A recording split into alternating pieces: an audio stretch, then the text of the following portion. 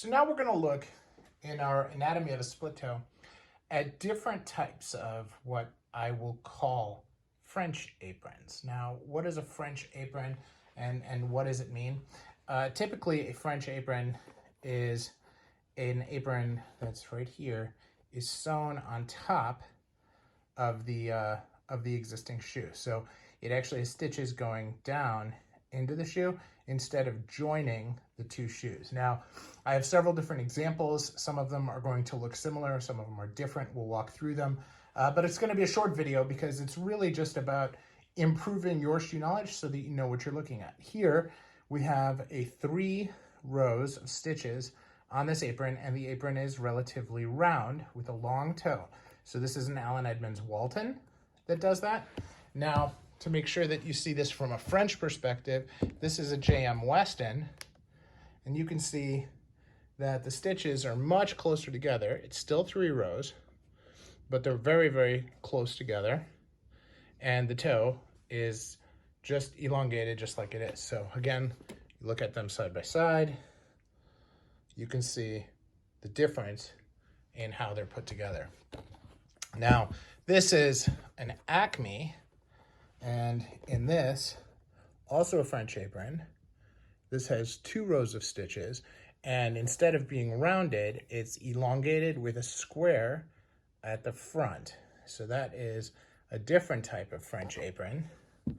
And you can see here, there's an American version of this right here, also 2 rows. This is the Allen Edmonds Del Rey, right? And they both have a relatively short toe, and this apron, the apron is very elongated and has a square at the end.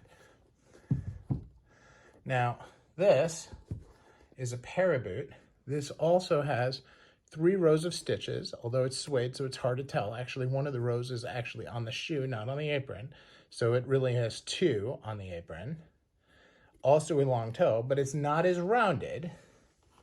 Okay, if you look at, so it's closer to the Allen Edmonds, but it's not as rounded as the other French example, which is a JM Weston. So paraboot, a little bit more elongated, but round, but not as round as some of the others. And then here's one that is more oval, not square, and this is a Henry Maxwell or Foster & Son, depending on the brand of the day. And this is, again, has 2 on the top, 1 on the bottom, to fully round out how this is done. So again, the French apron is just on the top. Right, you can see the seam where the apron lays on top of the shoe, and that's the design that they take. Now, there are other shoes in my collection that have this shape of apron, but the way that it's constructed is totally different. So I wanted to point out examples where the construction is kind of laid on top. And St. Crispin's on their website names this as a French apron. It's also on the Herring's website as part of the filters if you're looking for shoes. So that's where I'm coming up with the terminology. I hope you find it helpful.